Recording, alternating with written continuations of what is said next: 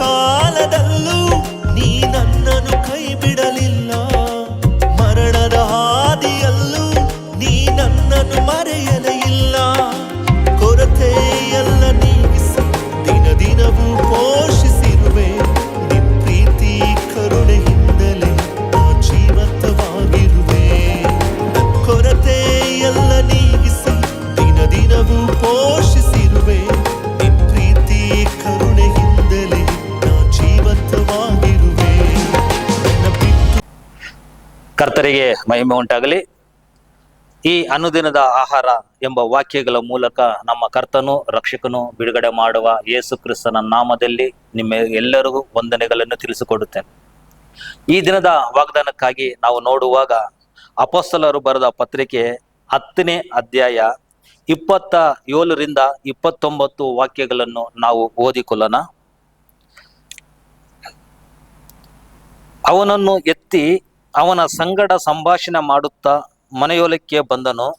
ಅಲ್ಲಿ ಬಹು ಜನರು ಕೂಡಿ ಬಂದಿರುವುದನ್ನು ಕಂಡು ಅವರಿಗೆ, ಯೆಹೂದ್ಯರು ಅನ್ಯಜನರ ಕೂಡ ಒಕ್ಕು ಬಲಿಕೆ ಮಾಡುವುದು ಯೆಹೂದ್ಯರ ಸಂಪ್ರದಾಯಕ್ಕೆ ವಿರೋಧವಾಗಿದೆ ಎಂದು ನೀವು ಬಲ್ಲಿರಷ್ಟೇ.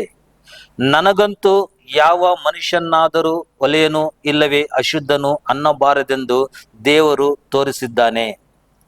ನಾನು ಆದ ಕಾರಣ ನೀವು ನನ್ನನ್ನು ಕಲಿಸಿದಾಗ ನಾನು ಯಾವ ಎದುರು ಮಾತನ್ನು ಹೇಳದೆ ಬಂದೆನು.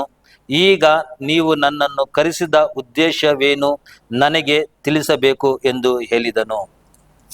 ನಾವು ಪ್ರಾರ್ಥಿಸಿಕೊಳ್ಳೋಣ. ತಂದೆಯಾದ ದೇವರೇ, ನಿನ್ನ ನಾಮವು ಮಹಿಮೆ ಹೊಂದಲಿ ದೇವರೇ. ಇದು ಈ ದಿನದ ವಾಗ್ದಾನಕ್ಕಾಗಿ ನಾನು ನಿನಗೆ ಸ್ತೋತ್ರ ಮಾಡುತ್ತೇನೆ ಸುಸ್ವಾಮಿ. ಅಪ್ಪ, ಕರ್ತಾಧಿಕರ್ತನೆ, ರಾಜಾಧಿರಾಜನೇ, ಪೇತ್ರನು ಕೇಳುತ್ತಾನೆ ನನ್ನ ಉದ್ದೇಶ ಏನು ಅಂತ ಹೇಳಿ. ಅದೇ ರೀತಿಯಲ್ಲಿ ಕರ್ತಾಧಿಕರ್ತನೆ, ಇದನ್ನು ನೋಡ್ತಾ ಇರುವವರು, ಕೇಳ್ತಾ ಇರುವವರು, ಅವರ ಉದ್ದೇಶ ಏನು ಅಂತ ನಿನ್ನ ಸನ್ನಿಧಿಯಲ್ಲಿ ಕೇಳುವಾಗ ದೇವರೇ, ನೀನು ಅವರೊಂದಿಗೆ ಪರಿಶುದ್ಧ ಆತ್ಮರಾಗಿ ನಿನ್ನ ಮಾತಾಡಿದ್ದಕ್ಕಾಗಿ ಸ್ತೋತ್ರ ದೇವರೇ. ಹೌದಪ್ಪ, ನಿನ್ನ ಸನ್ನಿಧಿಯಲ್ಲಿ ದೇವರೇ, ಏನಪ್ಪ ನಿನ್ನ ಉದ್ದೇಶ ನನ್ನ ಜೀವನದಲ್ಲಿ, ಏನಪ್ಪ ನಿನ್ನ ಉದ್ದೇಶ ನಮ್ಮ ಕಾರ್ಯದಲ್ಲಿ ಅಂತ ನಿನ್ನ ಸನ್ನಿಧಿಯಲ್ಲಿ ಪ್ರಾರ್ಥನೆ ಮಾಡುವಾಗ ದೇವರೇ ಸುಸ್ವಾಮಿ, ದೇವರಾತ್ಮರು ಅವರೊಂದಿಗೆ ಮಾತಾಡುವಂತೆ, ದೇವರಾತ್ಮರು ಅವರನ್ನು ನಡೆಸುವಂತೆ, ದೇವರಾತ್ಮರು ಅವರನ್ನು ಆಳ್ವಿಕೆ ಮಾಡುವಂತೆ ನೀನು ಕೃಪೆ ಕೊಟ್ಟಿದ್ದಕ್ಕಾಗಿ ನಿನಗೆ ಸ್ತೋತ್ರ ಮಾಡುತ್ತೇನೆ ದೇವರೇ. ದೇವರೇ ಸುಸ್ವಾಮಿ, ಇದೋ ಒಬ್ಬೊಬ್ಬರನ್ನು ಯೇಸುವಿನ ನಾಮದಲ್ಲಿ ನೀನು ಆಶೀರ್ವಾದ ಮಾಡು.